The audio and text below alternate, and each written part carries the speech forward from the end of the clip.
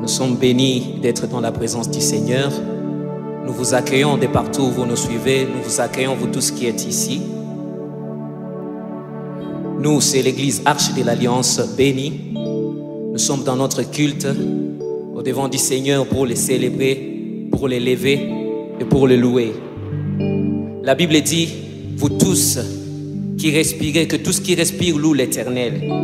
Si tu as la grâce d'avoir la respiration en ces moments, c'est un message pour dire que tu dois louer le Seigneur, tu dois l'élever en ces moments. J'aimerais entendre des gens qui sont en train d'acclamer déjà le Seigneur.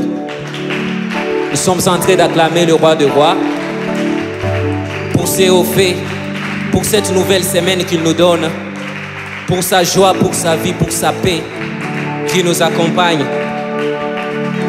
Nous sommes debout dans sa présence. Nous sommes en train de proclamer des paroles de reconnaissance en son honneur. Nous sommes en train de dire merci au Seigneur pour ce moment merveilleux. Ces moments qu'il nous donne pour lui parler, pour lui adresser nos mots et pour écouter de sa part. Seigneur, David pouvait dire, je suis toujours dans la joie quand on me dit, allons dans la maison du Seigneur. Voici, nous sommes dans ta maison, Seigneur. Voici, nous sommes dans ton environnement, Seigneur. Et nous savons qu'en ces lieux, tu vas faire des grandes choses. Merci pour cette semaine nouvelle, Père éternel, que tu commences avec nous, Yahweh. Merci pour cette bénédiction abondante. Ton bonheur et ta grâce est en train de nous accompagner.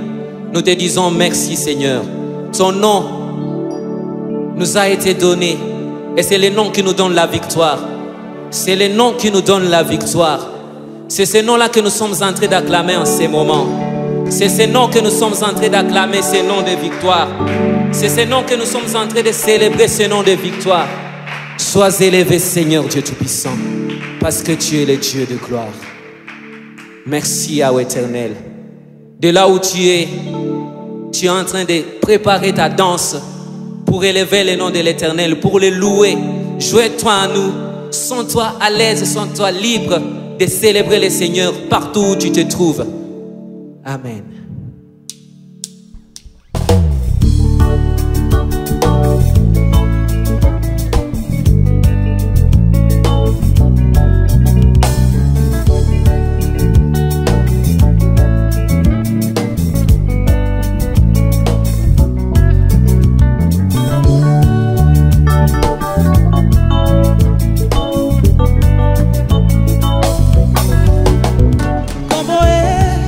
Como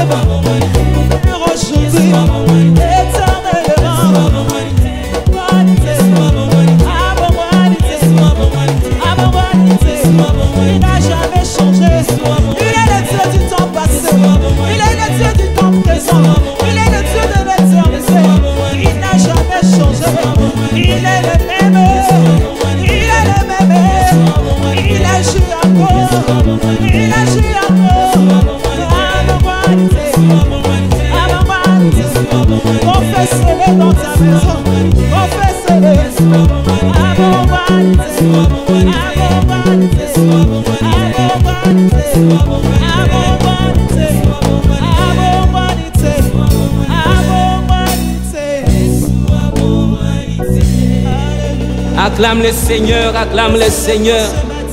Acclame le Seigneur, acclame-le très fort. Il n'a jamais changé. Il est le même hier, aujourd'hui, éternellement. Seigneur, nous sommes en train de t'acclamer, toi le Dieu qui n'a pas choisi de changer. Tu as été la bénédiction pour Abraham. Tu as été la bénédiction pour Isaac. Tu as été une bénédiction pour Jacob, Seigneur. Ce n'est pas chez nous que tu vas choisir de changer. Ce n'est pas avec nous que tu vas choisir de changer, Père éternel. Sois élevé le Dieu qui promet des choses qui arrivent. Sois glorifié le Dieu qui promet des choses qui arrivent, Seigneur. Notre bénédiction de tous les temps, c'est toi, Seigneur. Yahweh, nous sommes en train de t'élever. Je suis en train de glorifier ton Saint-Nom. Bien-aimé, tu es en train d'élever le nom du Seigneur. Tu es en train d'élever le nom du Seigneur. Yahweh, laisse que mon souffle en ces moments puisse être utilisé pour ta gloire. Laisse que ma voix soit utilisée pour ta gloire. Laisse que les mains de celui qui est en train d'acclamer soient utilisées pour ta gloire, Seigneur, parce que tu mérites. Seigneur, même si le monde est secoué, ton trône n'est pas secoué, Seigneur. Même si le monde est surpris, ton trône n'est pas surpris, Seigneur. Même si, Père éternel, les situations peuvent perdurer, Seigneur du Tout-Puissant, ça ne secoue pas ton temps, Seigneur. Parce que toi, tu contrôles les temps et les circonstances, Seigneur. Sois élevé, notre roi, le Dieu qui mérite d'être élevé, le Dieu qui mérite d'être glorifié, Seigneur. C'est toi, c'est toi. C'est toi qui promets les choses et elles arrivent, Seigneur. C'est toi qui promets les choses et elles arrivent. Sois béni, Seigneur.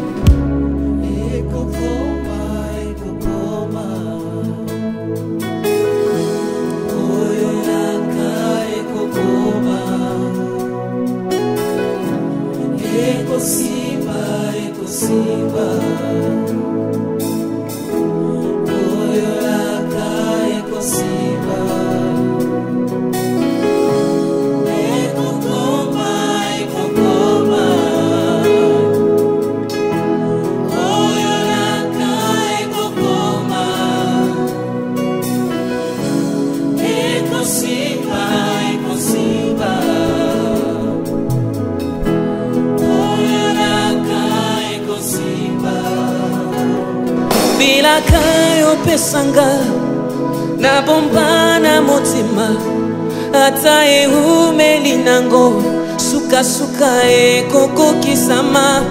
Je ne perdrai pas patience, motima ezana molende pona yebisambe alola osa motote poyo kosanga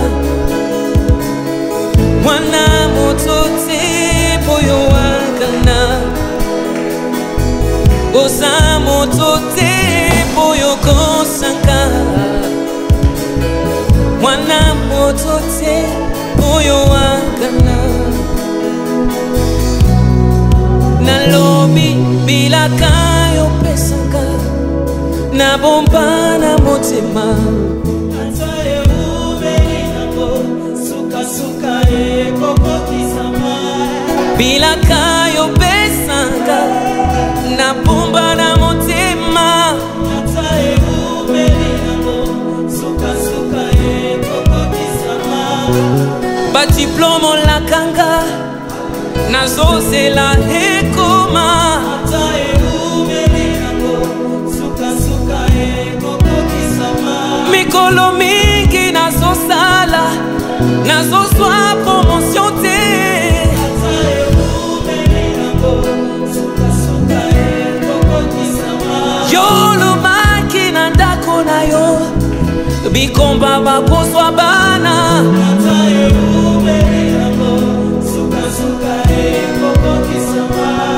nalelaki mikolo mingi, mais aujourd'hui je les confesse.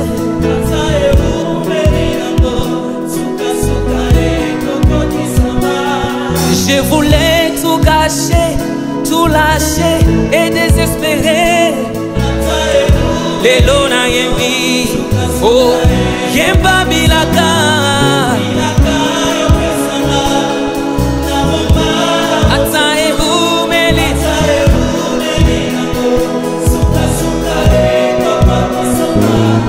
Je ne perds pas patience, mon tema est sana.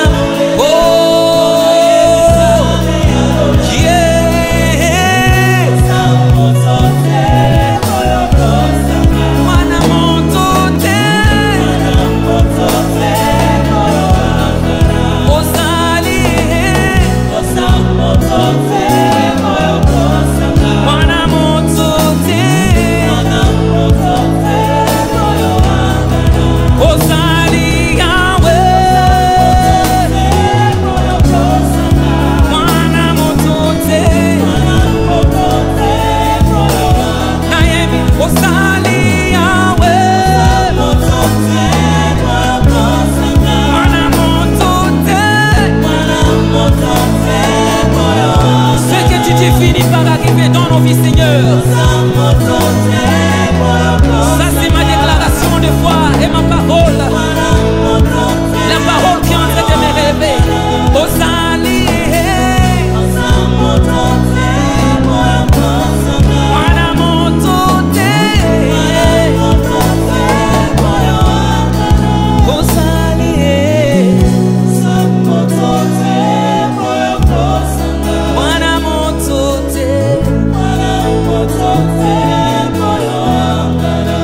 Je suis en train de confesser cette parole. Aujourd'hui, je suis venu devant un Dieu qui ne ment jamais. C'est devant ce Dieu que je me suis présenté aujourd'hui. Le Dieu qui dit une chose et elle arrive. Cette promesse, Père éternel, que tu as donnée dans des prières, dans des retraites, Seigneur Dieu Tout-Puissant, elle finira par arriver, Seigneur. Je suis en train de déclarer en ce moment, pour un cœur qui a désespéré, pour un cœur qui est tourmenté, que la parole du Seigneur finit par s'accomplir. C'est comme la pluie, elle ne rentre pas sans avoir arrosé la terre. Ta parole s'accomplira certainement dans nos vies, Seigneur. Nous sommes en train de confesser que cela arrivera, Seigneur.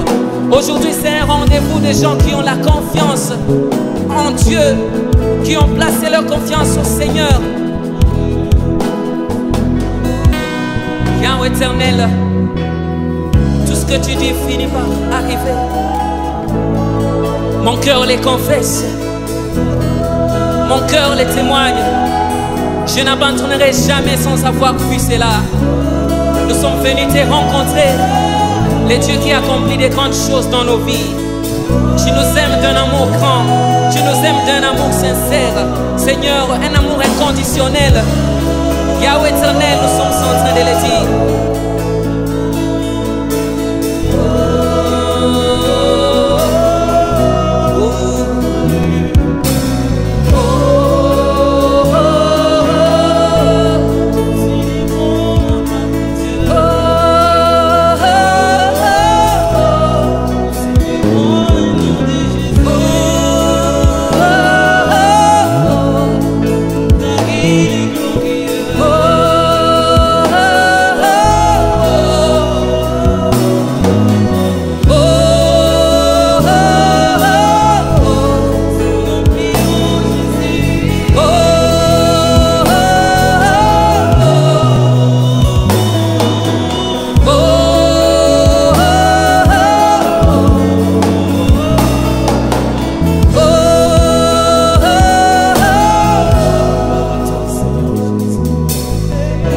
Gloire à toi, Seigneur, toi qui nous rassures de ta présence.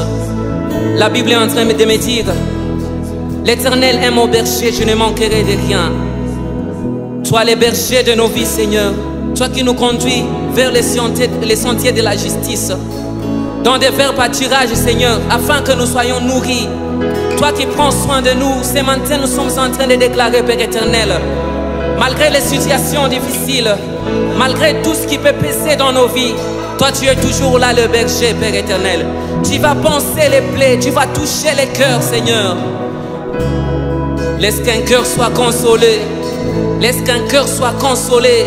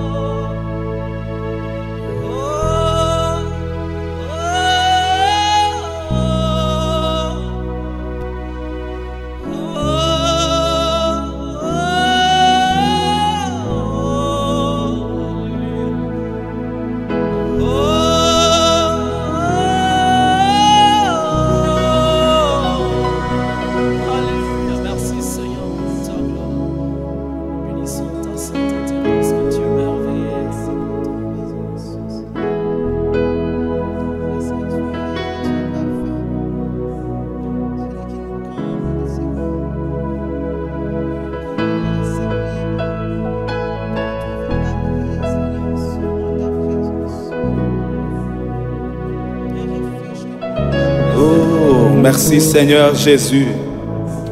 Nous bénissons ton nom, Dieu de grâce. Toi le Dieu qui nous offre encore ces moments et ces temps. Toi le Dieu qui nous bénit dans ta grâce. Merci d'agréer ces cultes devant toi, Jésus. Merci de bénir les hommes et les femmes qui sont en train, oh Dieu, d'être dans ces cultes avec nous en esprit. Partout ils sont en train de suivre ces cultes, je suis en train de proclamer ta bénédiction. Je suis en train de proclamer ton règne. Je suis en train de reconnaître ta sainteté, ô Dieu. Que ta parole, ô Seigneur, soit comme cette pluie qui arrive dans les déserts. Que ta parole apporte consolation, orientation, lumière. Bénis ces instants, Seigneur. Bénis les familles. Bénis, ô Dieu de bonté, la ville. Bénis la nation, ô Dieu. Et bénis l'humanité. Viens au secours de l'humanité. Pendant ces moments, nous te bénissons dans le nom de Jésus. Amen. Amen. Gloire soit rendue à notre Dieu. Utukufu uwe kwa Mungu wetu. C'est une très grande joie d'avoir encore ce privilège. Ni furaha tena kubwa kuweza kupata nafasi hii d'avoir ce culte. ya kuwa na ibada hii. Et nous sommes en train de nous exercer. Na tunakuja tena. Nous sommes en train de nous exercer à ces cultes en ligne. Tunafanya ijaribio tena ndani ya hii huduma ambayo tunafanya kwa mtandao. Vous êtes en train de lever le Seigneur. Kila mahali ambapo uko unainua jina la Mungu. Où que vous soyez. Kila mahali ambapo ulipo. Vous suivez ces cultes. Unatufuata. Vous êtes dans ces cultes. Wewe uko ndani ya hii ibada. Croyez que le Seigneur est avec vous. Na imani ya kwamba Mungu ako pamoja nawe. Et toute décision que vous pouvez prendre à ce moment. Na kila kitu ambacho utaweza kufanya kwa hii wakati. A tout son sens dans la présence du Seigneur. Iko na maana ndani ya utukufu wa Mungu. Le dimanche passé, nous avons commencé à parler d'un thème. Jumapili ambayo ilipita tulichukua mada. Nous avons commencé à parler du mystère du retard de l'époux. Tulianza kuongea juu ya siri ama fumbo ambayo iko ndani ya kuchelewa kwa bwana harusi. Le mystère du retard de Jésus-Christ. Fumbo ya kuchelewa kwa Yesu Kristo. Le mystère du retard de l'avènement du Seigneur. Ya kuchelewa kwa kuja kwa Yesu Kristo. Et nous sommes en train de comprendre un certain nombre de vérités bibliques. Notre texte de base, c'est dans le livre de Matthieu, chapitre 25. Du 1er au 13e verset. Nous sommes en train d'exploiter la parabole de 10 vierges. Une histoire qui est bien connue. Un parabole parmi les paraboles le plus connu. Les 10 vierges. Je vais lire encore ces passages. La Bible dit: alors le royaume des cieux sera semblable à 10 vierges qui, ayant pris leur lampe, allèrent à la rencontre de l'époux. 5 d'entre elles étaient folles et 5 étaient sages. Les folles, apprenant leurs lampes, ne prirent point l'huile avec elles. Mais les sages prirent avec leurs lampes de l'huile dans des vases. Comme l'époux tardait, toutes s'assoupirent et s'endormirent. Au milieu de la nuit, on cria, « Voici l'époux, allez à sa rencontre. » Alors toutes les vierges se réveillèrent et préparèrent leurs lampes. Les folles dirent aux sages, « Donnez-nous de votre huile, car nos lampes s'éteignent. » Les sages répondirent, « Non, il n'y en aura pas assez pour vous et pour nous. Allez plutôt chez ceux qui en vendent et achetez-en pour vous. » Pendant qu'elles allaient acheter, l'époux arriva. Celles qui étaient prêtes entrèrent avec lui dans la salle des noces et la porte fut fermée. Plus tard, les autres vierges vinrent et dirent, « Seigneur, Seigneur, ouvrez-nous. » Mais il répondit, « Je vous l'ai dit en vérité, je ne vous connais pas. Veillez donc, puisque vous ne savez ni le jour ni l'heure. » Que Dieu bénisse cette portion des Saintes Écritures. Nous parlons donc de mystère du retard de Christ. J'aime quand je dis le mystère du retard de l'époux. Parce que nous allons comprendre la différence entre l'époux, entre Christ. Quand je parle de la rencontre avec l'époux, là nous sommes en train de voir les noces. Quand nous parlons du retour de Jésus, nous voyons autre chose. Alors je vais d'abord parler du premier point, qui est notre rappel. Nous avons eu à parler d'un sous-point la fois passée. Nous avons exclusivement parlé des 4 types de retard. Sur le chemin de la foi, l'homme peut rencontrer 4 retards. Et l'important, c'est l'attitude qu'il va avoir par rapport à ces retards. Le premier type de retard, c'est le retard de l'accomplissement de promesses. Tout celui qui marche dans la parole de Dieu, tout celui qui espère à Dieu, il est motivé par les promesses de Dieu. Il est soutenu dans la foi par les promesses. Quelqu'un a dit seulement une parole et mon serviteur sera guéri. L'apôtre Paul a dit, dis seulement un mot, j'agirai par rapport à ta parole. Les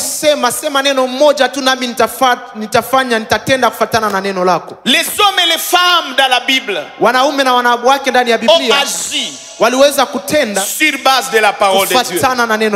Les hommes et les femmes ont attendu, ont persévéré, parce que soutenu par une parole.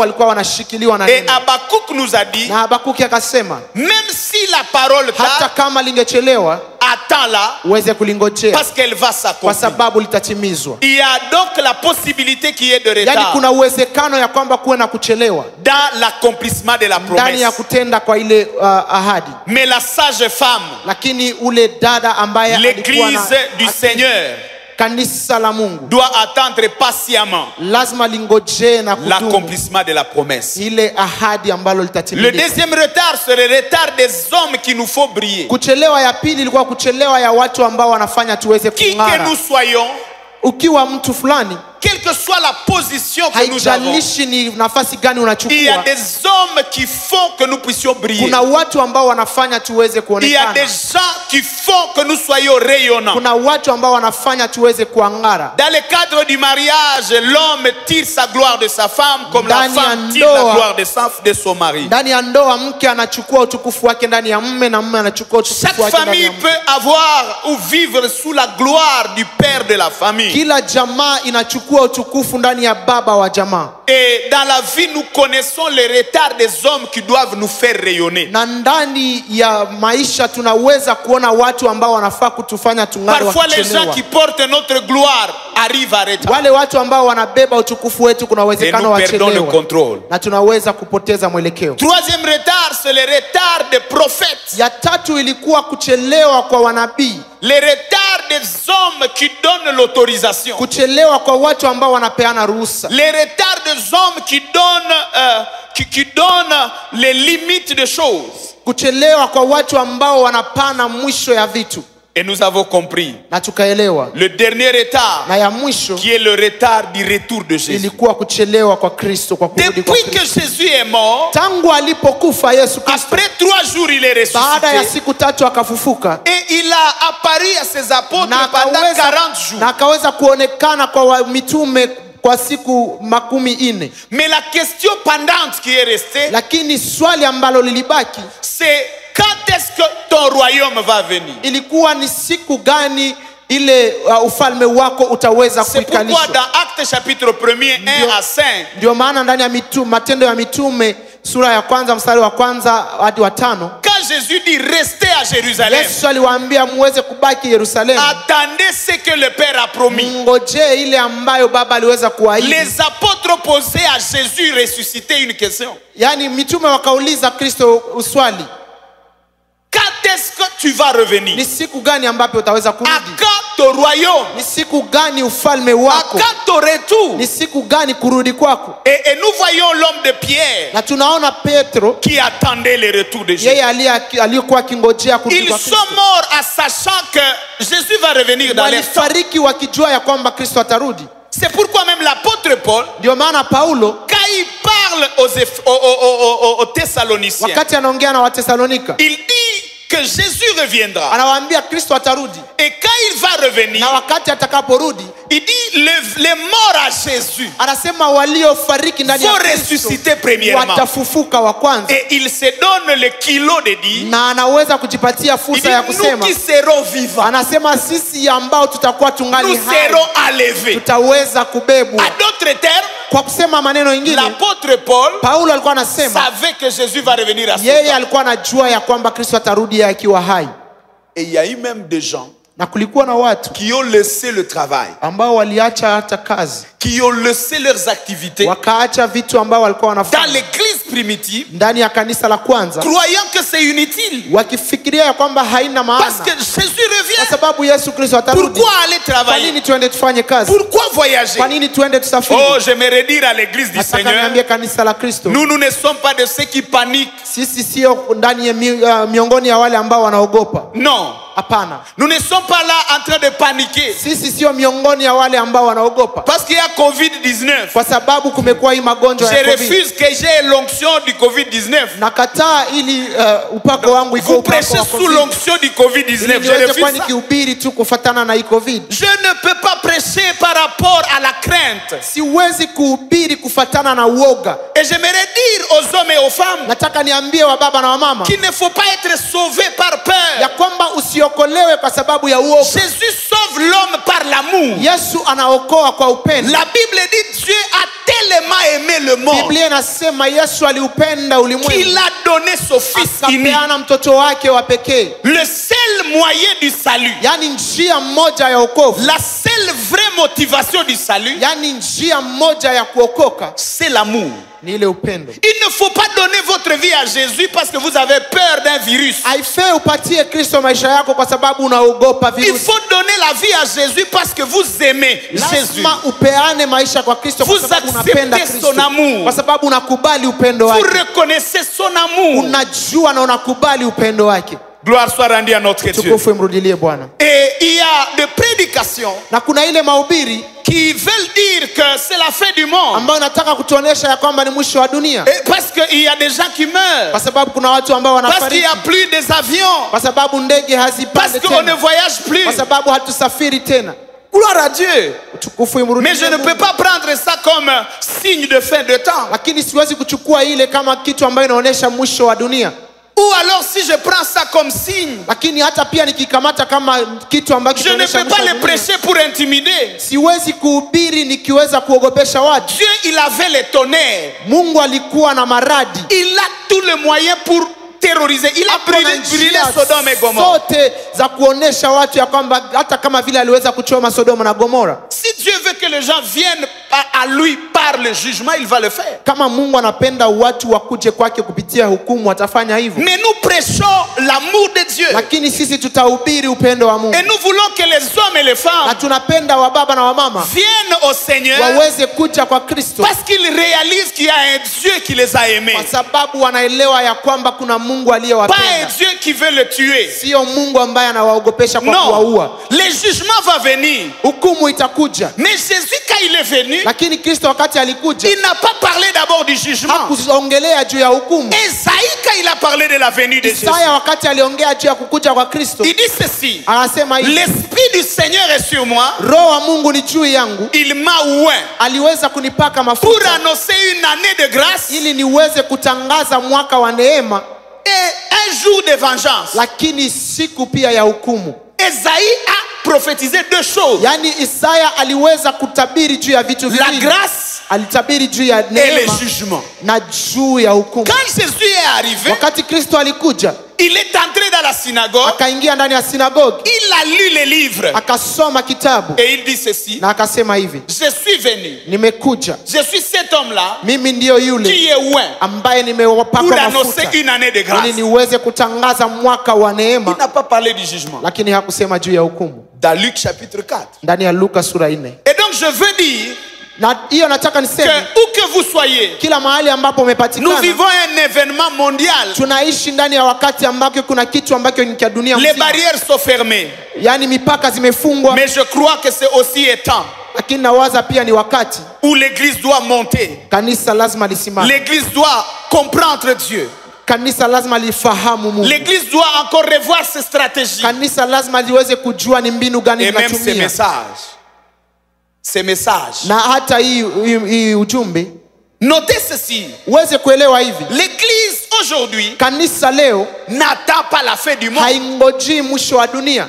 L'église aujourd'hui Kanisa la leo n'attend pas l'apparition de l'antichrist. haingojee yule ambaye atakuja kupinga Kristo. L'église aujourd'hui Kanisa leo n'attend pas l'ordre mondial, nouvel ordre haingojee mondial. ile siku za mwisho. Non. Hapana. L'église attend l'enlèvement. Kanisa linangojea kutolewa ama L'église kubebwa. attend leur rencontre avec l'époux. Kanisa linangojea ile kutano pamoja na bwana harusi, Parce que Jésus, il a plusieurs facettes. kwa sababu Kristo ana hizo sura mingi. Pourquoi on ne l'a pas compris en Israël? Kwa nini hakueleweka Israeli? Parce qu'il est venu avec une identité. Kwa sababu alikuja na kujulikana fulani, En Israël, il y avait 3 onctions. na ndani ya Israeli kulikuwa kupakwa mafuta Il y ya avait la 300. première onction Kulikuwa ya kwanza qu'on mettait sur les ambao walikuwa sacrificateurs. wanaweka juu ya wale ambao walikuwa wanatoa sadaka. La deuxième onction, Ya pili on mettait sur le roi. ambao walikuwa wanaweka juu ya wafalme, Et la troisième onction, na ya tatu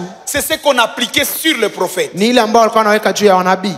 Or, Jésus Na Yesu wakati a anakuja, l'onction sans mesure. yeye alikuwa na ile kupakwa mafuta ambayo haikuwa na En kipimo. d'autres termes, il doit incarner les 3 onctions. Yaani yeye ana hizo tatu zote. Il doit avoir l'onction royale, Yaani yeye ni mfalme, l'onction prophétique yeye ni nabii, et l'onction sacerdotale. na yeye ni kuhani. Alors quand il est venu, Na wakati alikuja, il est venu avec la première onction, alikuja na ile kupakwa mafuta ya l'onction kwanza, sacerdotale. yeye kama kuhani. Il est venu comme sacrificateur Yaani alikuja kama kuhani et il s'est donné comme sacrifice. na akaweza kujitoa kama dhabihu. C'est pourquoi Israël ne l'a pas compris. Ndio maana Israeli Parce haikumuelewa, qu'Israël attendait un kwa roi. sababu Israeli ilikuwa inangojea mfalme. Jésus vient comme sacrificateur. Yesu anakuja kama mtoa sadaka, Et mtoa nous dhabihu. pouvons commettre la même erreur. Na tunaweza kufanya Parce que makosa la ile ile, deuxième venue, kwa sababu ya pili ya c'est Kristo la venue de l'époux. itakuwa kuja yeye kama bwana harusi. Il est venu avant comme un Yeye sacrificateur alikuja kama kuhani qui doit réconcilier. ambaye anafaa kukuja kuleta watu Et pamoja. c'est là que Jean-Baptiste, Na hapo ndiyo Yohane Mbatizaji quand il a vu les pharisiens, wakati aliona Wafarisayo il a parlé avec le pharisien. akaongea na Wafarisayo. Les pharisiens lui disent, Wafarisayo wakamwambia, est-ce que ce n'était pas toi le Messie que nous sio avons? wewe ndiyo Masihi ambayo tulikuwa tunangojea? Il dit ceci, Akasema hivi, Moi, mimi je suis l'ami de l'époux. mimi ndiye rafiki ya bwana harusi. Je ne suis pas le Messie, Mimi siyo bwana mais harusi, je suis l'ami de l'époux. lakini mimi ndio rafiki ya Et bwana quand harusi. l'époux retrouve son épouse, Na wakati bwana harusi atakutana na bibi c'est ma harusi, joie.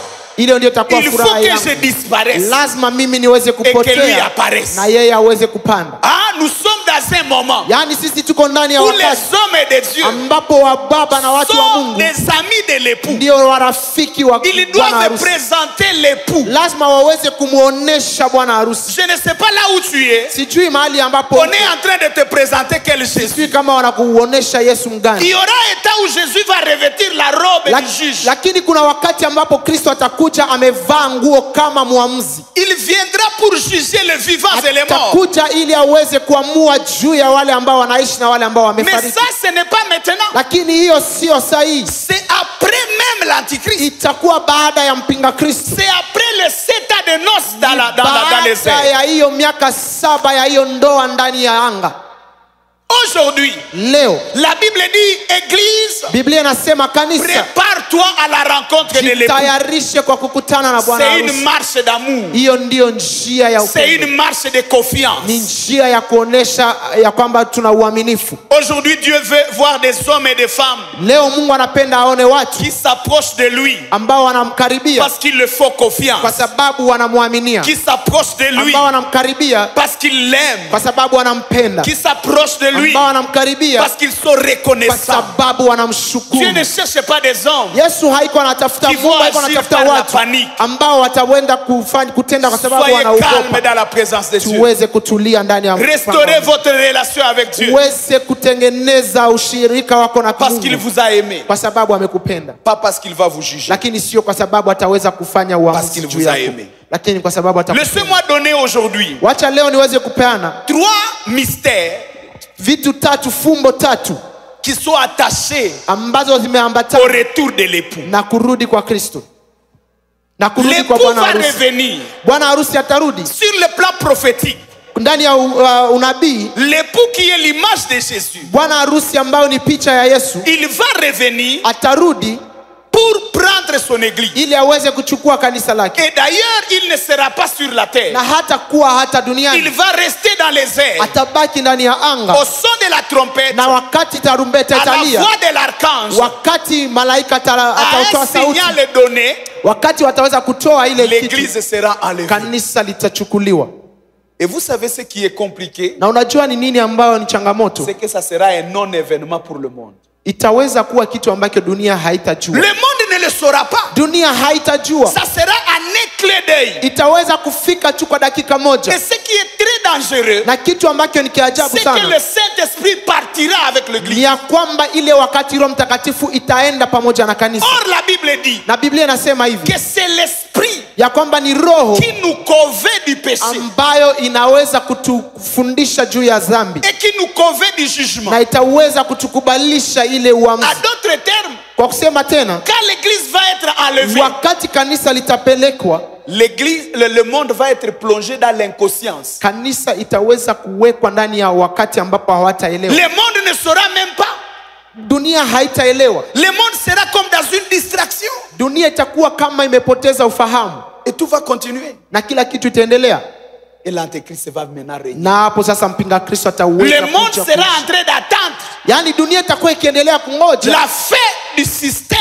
mwisho ya hiyo kazi ya mpinga La Kristo, fin du système des ténèbres. mwisho ya ile kukaa kwa L'église giza, sera déjà enlevée. lakini kanisa itakuwa Si imechukuliwa. vous voyez l'antichrist, c'est que vous êtes déjà perdu. Yaani kama utakuwa umeona mpinga Kristo, yani utakuwa umepotea Si tayari. vous vivez la saison de l'antéchrist, c'est que vous Kama êtes déjà utaishi ile perdu. wakati ya mpinga Kristo, yani utakuwa umepotea. Alors cette parabole Sasa hii mfano nous révèle 3 mystères. inatuonesha fumbo tatu.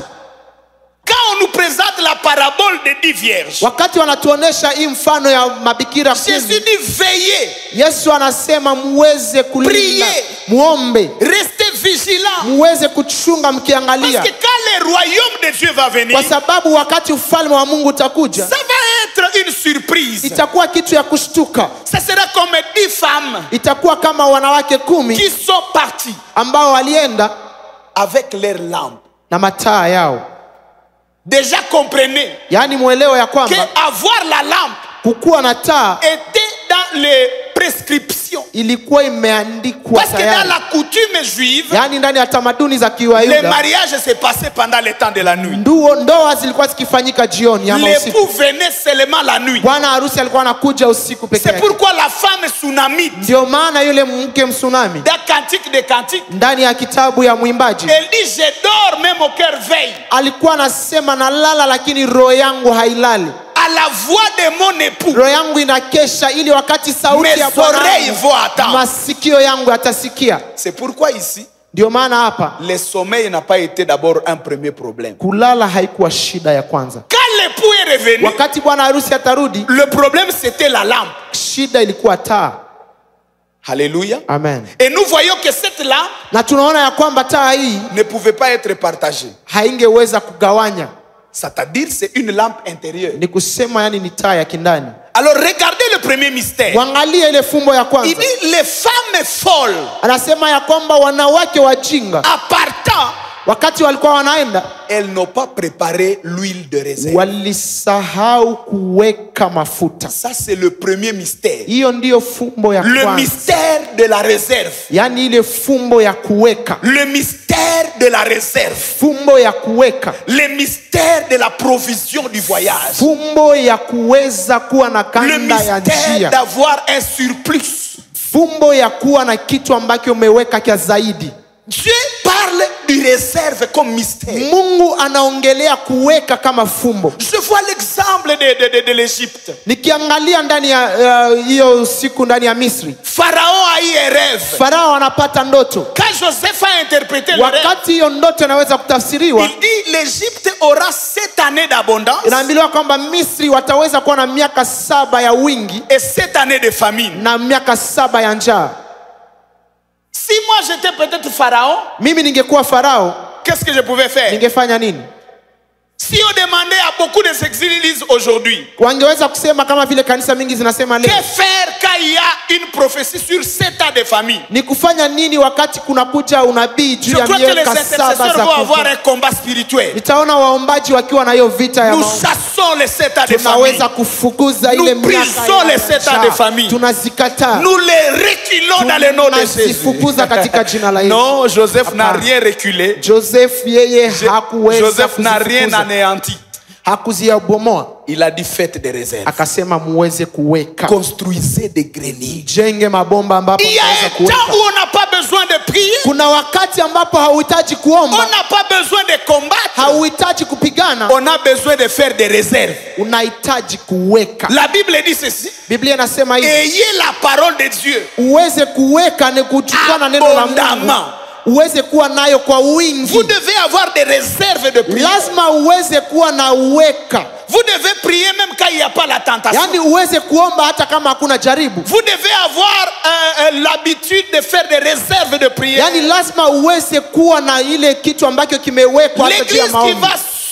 qui va vaincre les temps difficiles. Kanisa ambalo litashinda wakati L'église mgumu. qui va survivre dans les moments difficiles. Kanisa ambalo litaweza kuweza C'est l'église qui a su faire des réserves dans ni la prière. kanisa ambalo limejifunza kuweka maombi C'est des pia. chrétiens qui savent prier quand il n'y a pas de Ni besoin. Wakristo ambao wamejifunza kuomba hata wakati hakuna Des hitaji. chrétiens qui savent prier avant que la tentation n'arrive. Wakristo ambao wamejifunza kuomba hata kabla majaribu Vous yafike. voulez commencer à prier quand le problème arrive. Unapenda uanze kuomba wakati shida C'est zimefika. déjà trop tard. Hiyo imekuwa Vous allez kuchelewa. prier par l'onction des problèmes Yaani utaweza kuomba juu ya mashida alors que vous devez prier par l'esprit. ijapokuwa ungefaa kuomba La kutana Bible na dit roho. ceci. Biblia inasema hivi Dans Luc 4:1 et ndani ya Matthieu Luka 4:1.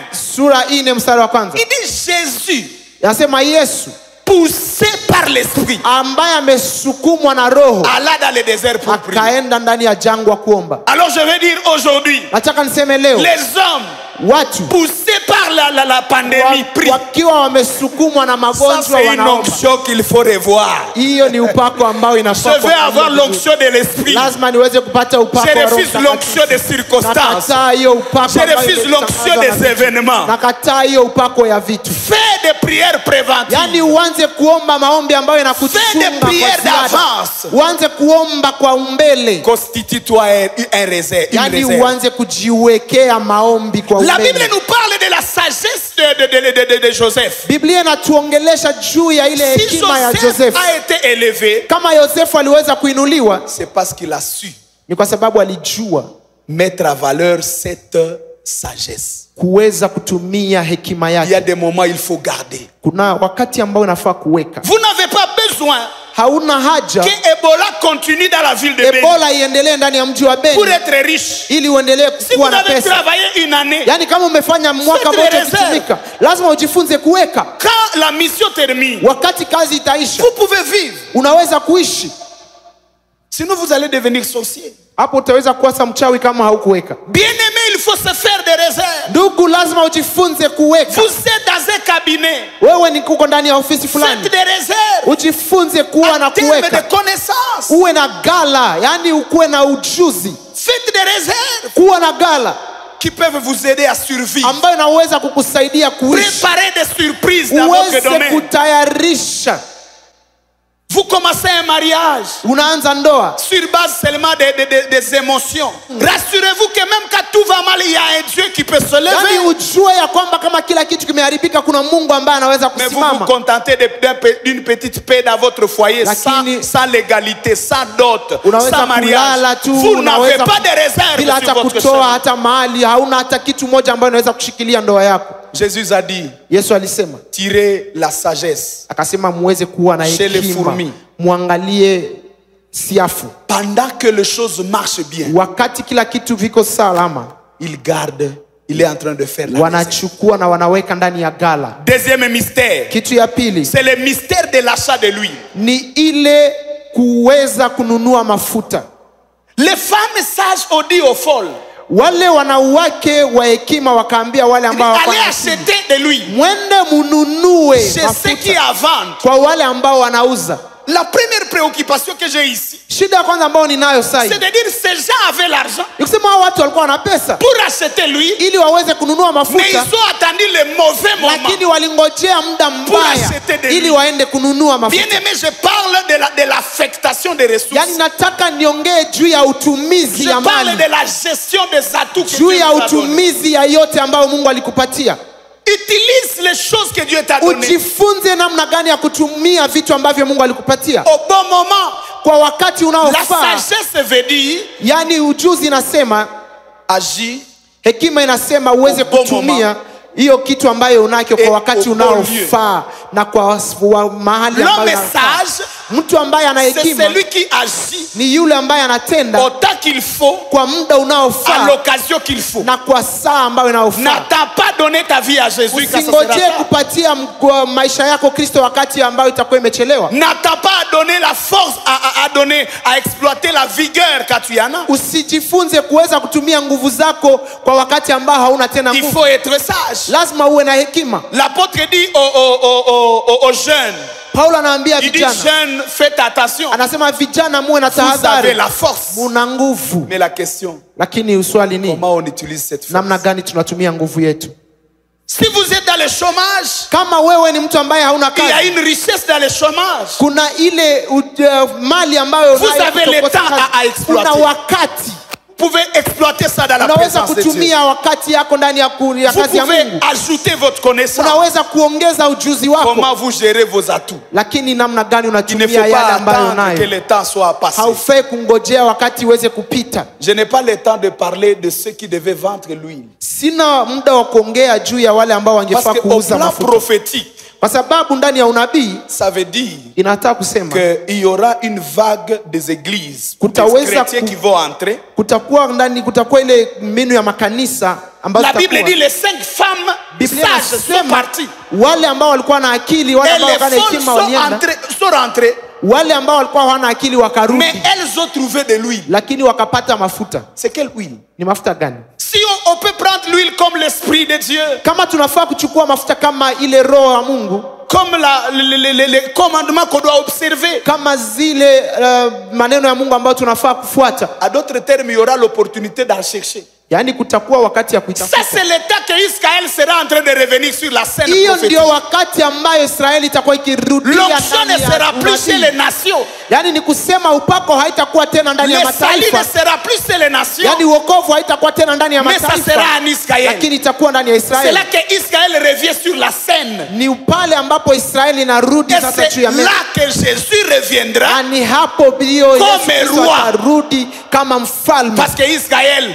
attend un roi. kwa sababu Israeli inangojea Et c'est mfalme. là que Jésus va descendre Na ni hapo ndipo Kristo atashuka à la bataille d'Armageddon ili aweze kupigana na Armageddon, avec les saints akipigana pamoja qui na wale ont été wakuu enlevés. ambao waliweza kupanda Ils mbinguni. descendront Watashuka sur les monts des Oliviers. Juu ya Et mlima wa Jésus Olive. aura ses pieds sur la Hapo terre. Kristo ataweza kuwa na miguu Il a yake dit chini aux yake. apôtres, Na akaambia wanafunzi wake, nous allons encore boire de cette vigne. akasema tutaweza kunywa tena juu ya mvinyo C'est là huu. qu'on fera encore la Sainte Na Seine. ni hapo ndio tutaweza Jésus kufanya sera de meza ya retour sur la Bwana. terre. Na Yesu atakuwa amerudi Alors tena. je ne sais pas ce que vous vous attendez. Sijui kama Moi unangojea nini. j'attends l'enlèvement. Mimi nangojea Parce que kupelekwa je mbinguni. descendrai avec lui Kwa comme sababu mimi roi. narudi na Mais Kristo. celui qui attend la fin du Lakini yule monde, ambaye anangojea mwisho wa il va dunia, passer dans la yeye tribulation. ataweza kupita ndani ya hizo siku il va za mwisho na rencontrer cet ataweza homme. kukutana na Laissez-moi parler du dernier mystère Wacha niongee juu ya ile qui fumbo est ya le mwisho. mystère de la lumière. Niyo fumbo ya nuru. Il y a une lumière ici Kuna nuru hapa, que les sages folles ont eu.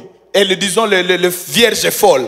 ni ile nuru ambayo wale mabikira ambao hawana akili Elles ont waliweza eu quand même kuwa la nayo. lumière. Walikuwa na hiyo nuru, Elles ont marché quand même dans les ténèbres, wakatembea ndani ya giza, mais elles n'ont pas eu l'entrée. lakini hawakuweza kuingia. La Bible dit ceci. Biblia inasema hivi, La parole de Dieu neno la Mungu est une lampe à mes ni pieds, taa kwa miguu yangu une lumière sur mon na sentier. nuru kwa njia yangu. Quand nous allons très loin, Wakati tunaenda mbali, dans Psaume 119, ndani ya Zaburi sura Le verset 105. 100 105, mstari wake wa on dit la parole c'est une lampe. 105, Biblia inasema ya kwamba neno lako ni taa. Mais à 130, Lakini kwa la 113 Bible dit la révélation de ta parole est clé. Biblia inasema ya kwamba ufunuo wa neno lako Je vais dire ceci. inaangazia. Toutes tes connaissances Nataka niseme hivi, ujuzi qui n'est wote pas basé sur Christ ambayo haikae juu ya Kristo ne produit pas la vie.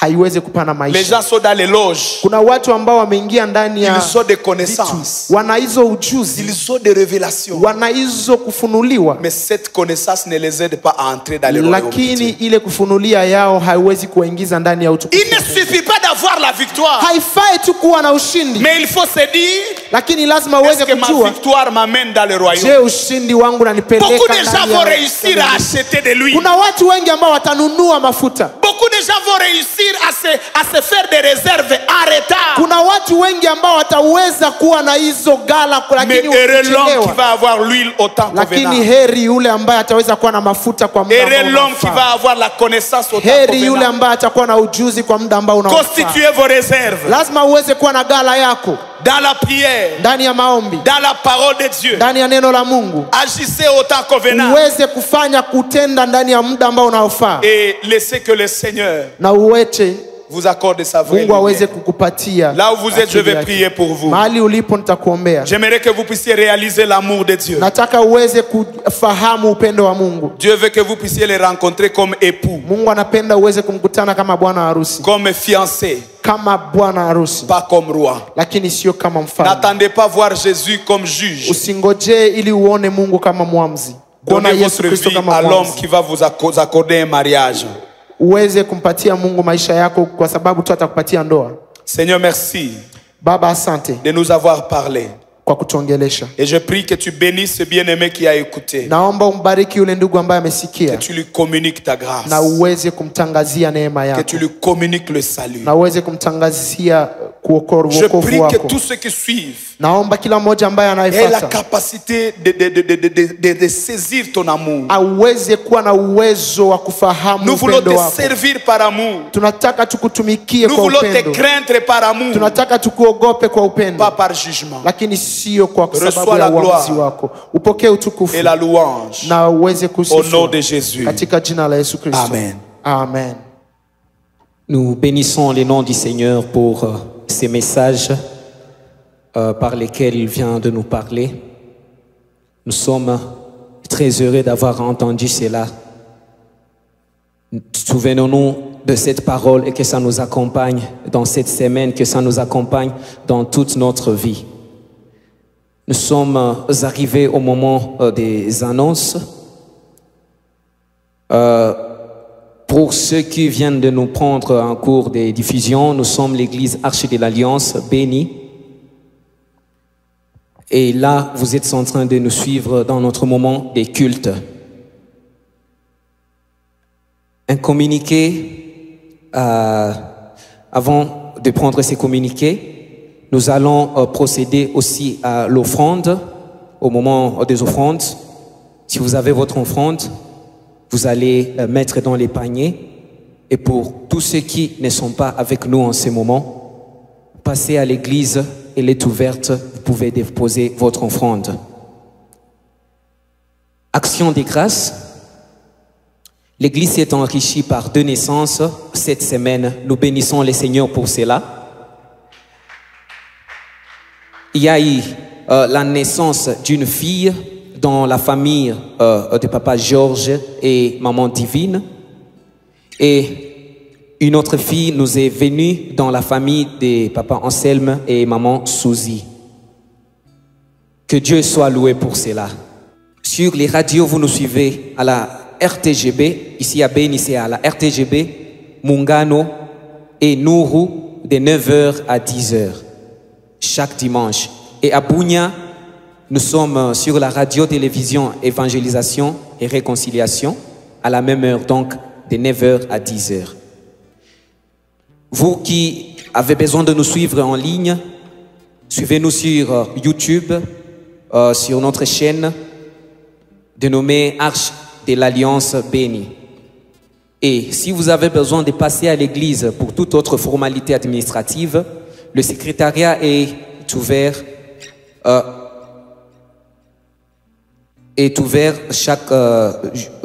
dans la semaine du mardi au samedi de 9h à 16h. Merci beaucoup et que Dieu vous bénisse tous. Nous allons nous lever et nous allons confesser la grâce. Oui, le bonheur et la grâce m'accompagneront tous les jours de ma vie et j'habiterai dans la maison de l'Éternel jusqu'à la fin de mes jours. Amen.